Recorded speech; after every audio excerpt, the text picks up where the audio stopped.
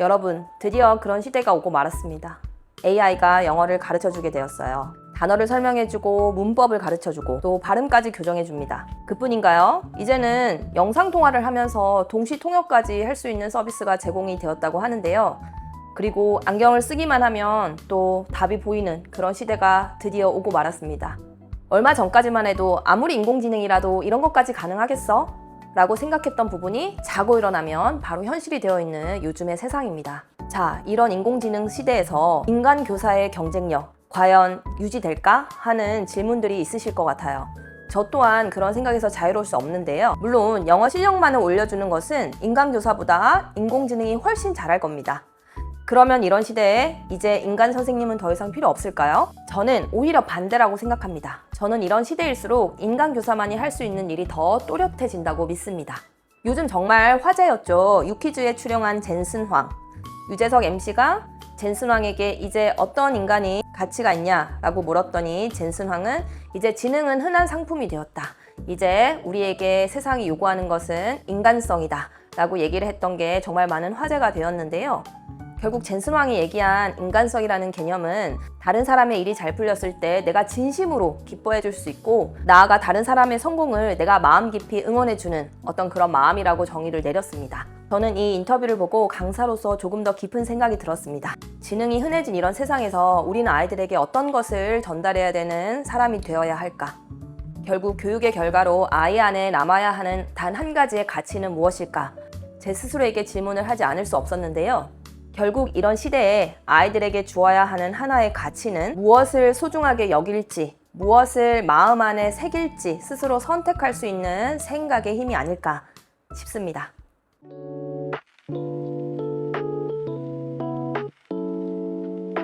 네, 안녕하세요. 좋은 책으로 좋은 수업을 만듭니다. 같은 책, 다른 수업, 디어타임 좋은 원서 수업 연구소입니다. 자, 그럼 선생님들, 우리는 아이들에게 무엇을 가르쳐야 될까요? 우리가 열심히 준비해서 아이들에게 하고 있는 이 수업이 10년 뒤, 아니 당장 내년에 의미가 있을까요? 오늘의 이 수업이 아이들이 앞으로 멀리 나아가는데 든든한 바탕이 될 수 있는 가치를 전달하는 수업이라고 말할 수 있을까요? 이 질문에 100% 네 라고 확신하실 수 있는 선생님 계신가요? 저는 매일 고민하며 아이들과 함께하는 이 수업이 그렇다고 확신할 수 있습니다. 제가 무엇을 가르치냐고요?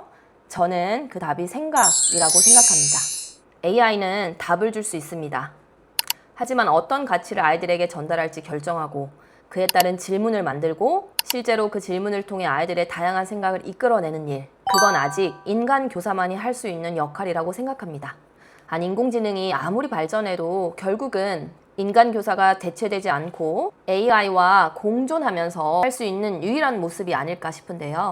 자, 그래서 선생님들이 지금 많이 원서 수업을 선택하시는 것 같아요. 실제로 원서 수업을 한다는 주변에 수업들이 늘어난 것이 체감이 되는데요. 학습 교재를 풀고 정답을 맞추고 입시를 준비하는 것도 중요하지만 결국 나아가서 생각의 깊이를 깊게 하는 이런 책 수업이 의미가 있다는 것을 이제 세상이 다시 한번 주목하게 된 거죠. 원서 수업은 분명히 좋은 교육입니다.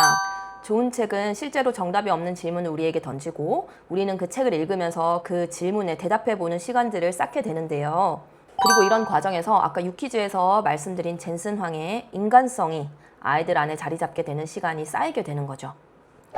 AI는 지식을 전달하지만 영어 원서는 스스로 생각하게 합니다. 자, 여기까지는 아마 다들 동의하실 거예요. 자, 그런데요, 선생님들, 원서 수업만 하면 정말 모든 것이 해결될까요?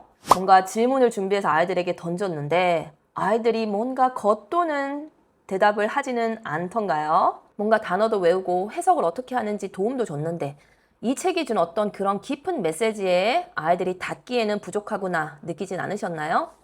그리고 더 한 가지 중요한 것은 이 좋은 책으로 그저 단어만 외우고 문법 포인트만 공부하고 또 해석하고 어떤 세부 사항을 잘 이해했는지 점검하는 문제만 풀고 넘어가진 않으시나요? 그러니까 원서 수업이라고 우리가 불리지만 그 안을 자세히 들여다보면 문제집으로 하는 학습 교재로 하는 30년 전에 우리가 했던 그 수업과 정말 다르다고 확신하실 수 있으신가요? 그러니까 아이들은 좋은 책으로 원서 수업을 하고 있는데 생각이 깊어지지 않는 겁니다. 그리고 여기에 조금 더 아픈 이야기가 있습니다. 생각이 깊어지지 않는 것도 문제인데 더 깊은 문제는 영어 실력 또한 제자리라는 거죠. 원서 수업은 분명히 잘한 것 같은데 아이들의 영어 실력이 제자리인 것 같다. 생각만 해도 좀 끔찍합니다.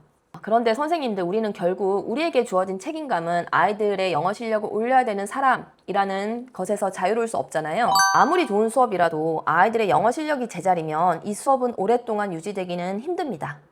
그러니까 정리하자면 이 좋은 원서 수업의 결국 한계는 두 가지로 정리될 수 있을 것 같은데요. 첫 번째, 좋은 책을 읽고는 있지만 아이들의 생각은 깊어지지 않습니다. 사실 이건 원인이 있습니다. 아까 말씀드렸다시피 원서 수업으로 그저 어떤 언어적인 실력만 올리는 수업에서 그치고 있기 때문인 거죠. 해석하고 문제 풀고 이런 거는 사실 원서 수업이라고 부르고는 있지만 학습서 수업과는 크게 다르지 않은 겁니다.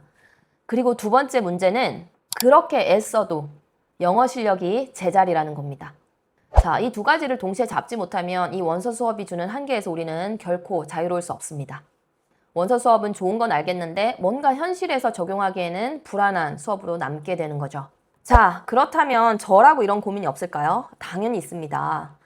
제가 이렇게 고민을 많이 하고 나서 정말 한 가지 깨달은 게 있습니다. 문제는 책이 아니라 수업에 있습니다. 생각해보세요. AI도 책을 읽어줄 수 있습니다. AI도 워크시트를 만들 수 있어요.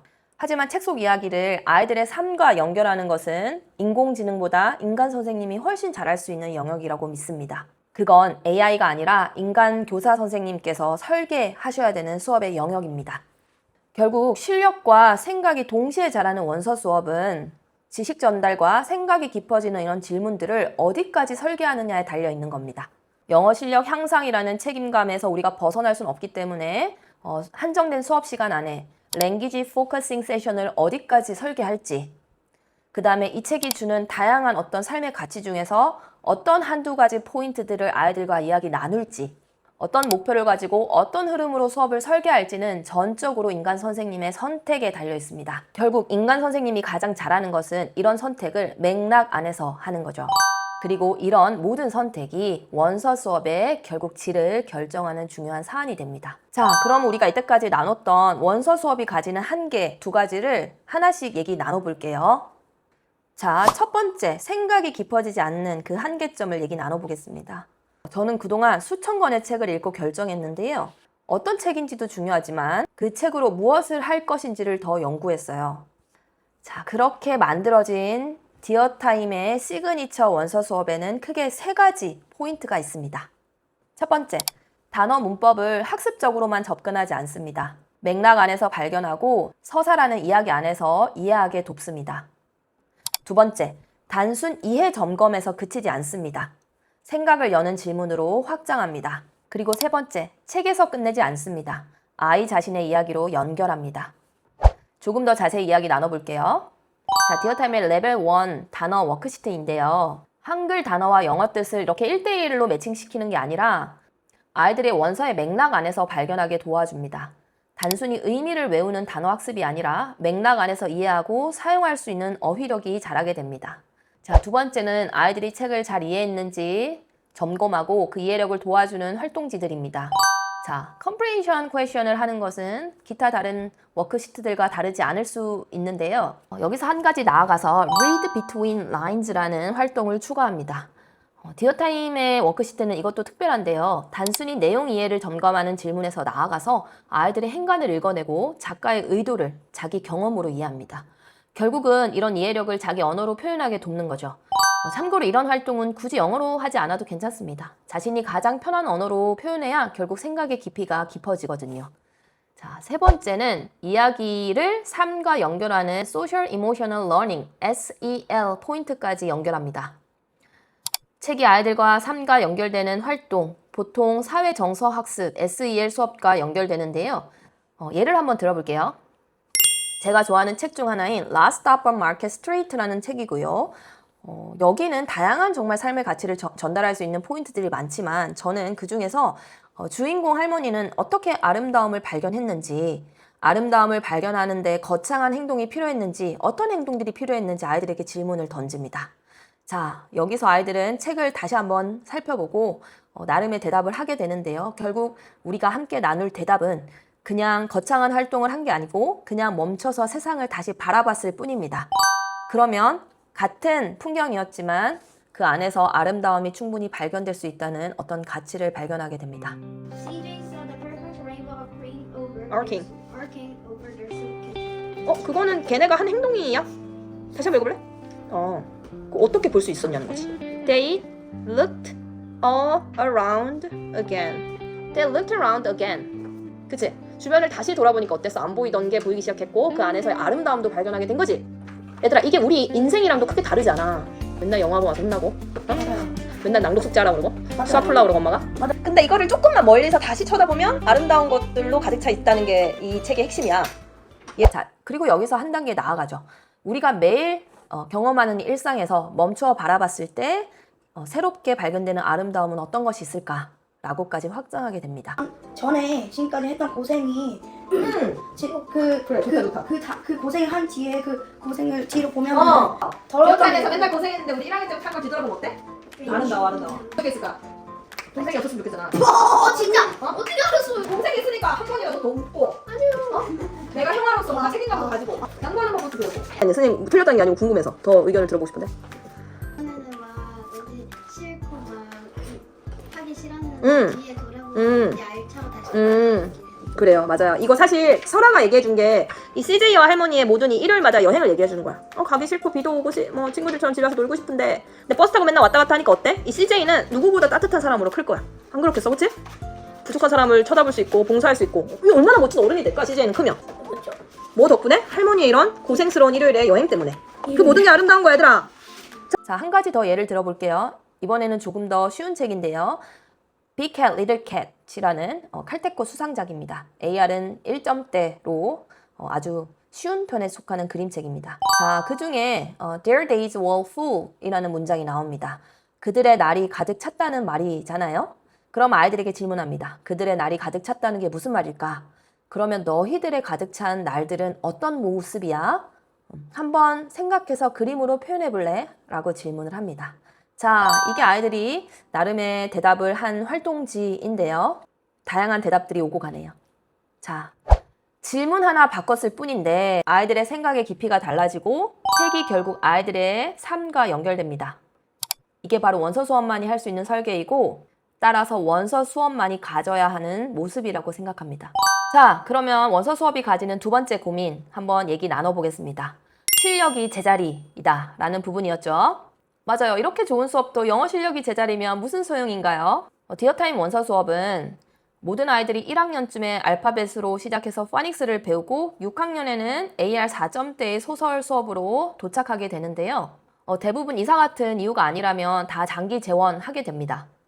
이렇게 한 아이의 수업이 장기적으로 이어질 수 있다는 것은 결국은 아이들의 영어 실력 또한 올라가고 있다는 것을 학부모님들께서 만족하고 있다는 해석이 될 수 있겠죠? 제가 실제로 1년 동안 진행하는 학부모 만족도 설문 결과에서도 아이들이 실력이 정말 성장하고 있다는 어떤 피드백들을 많이 받고 있습니다. 그리고 더 중요한 것은 어떤 성장이라는 경험은 달콤하지만은 않잖아요. 그 안에서 힘든 시간들도 견뎌야 되는 게 결국은 성장이자 배움인데 아무리 좋은 수업도 아이들 스스로 내부에서 동기를 찾지 못하면 오랫동안 지속되기는 힘든데요. 좋은 원서 수업은 결국 아이들이 책 읽기를 통해서 어떤 삶의 가치를 어리지만 스스로 경험하게 돕습니다. 그리고 내가 이런 책 수업을 이어나가니까 어려웠지만 매일매일은 어렵지만 내 안에 뭔가가 성장하고 있다는 믿음이 생기는 거죠.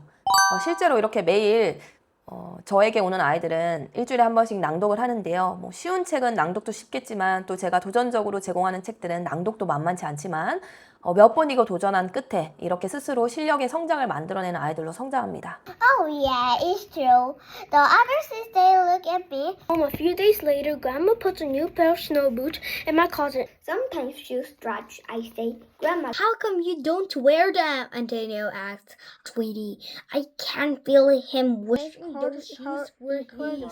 her mama was right. Someday she's going to take a mess of rumors and then arrive at the station.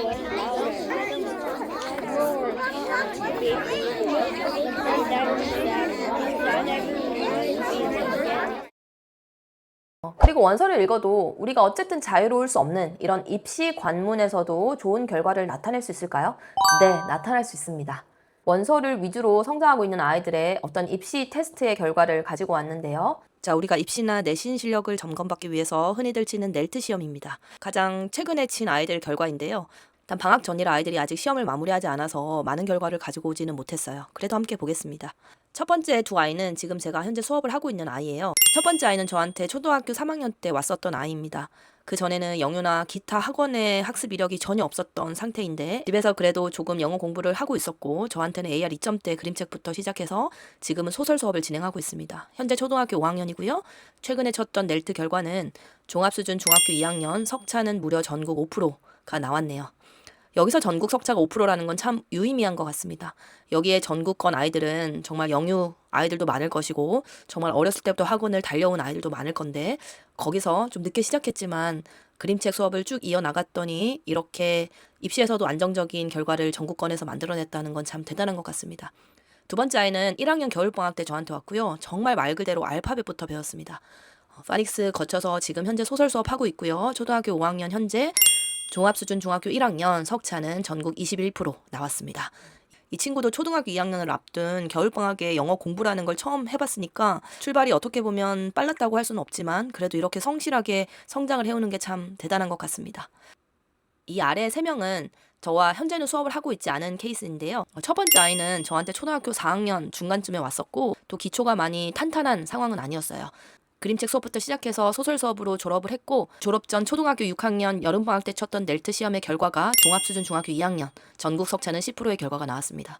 학습의 기초가 탄탄한 상태는 아니었지만 원서를 가지고 꾸준히 성실하게 성장을 해온 결과로 이렇게 좋은 결과로 졸업을 해서 많이 기특했던 학생이었어요. 두 번째 아이도 저한테 초등학교 4학년 때 왔었고 이 아이는 영어 학원을 다니기는 했지만 원서 수업을 들었던 경험은 없었던 아이입니다. 초등학교 6학년 여름방학 때 쳤었던 넬트 시험에서 종합수준 중학교 2학년 석차는 무려 전국 4% 결과가 나왔었네요. 대단하죠? 마지막 학생은 이사로 인해서 수업이 마무리되었던 학생인데요. 저한테 초등학교 2학년에 왔었고 그 전에는 영유나 기타 학습 이력이 전혀 없었던 상태입니다. 그림책 수업부터 시작해서 마지막에는 소설 수업까지 마무리를 했었고 초등학교 4학년 겨울방학 때 쳤던 넬트 시험에서 종합수준은 중학교 1학년 석차는 전국 3%의 결과로 저와 수업이 마무리되었던 기분 좋은 케이스입니다.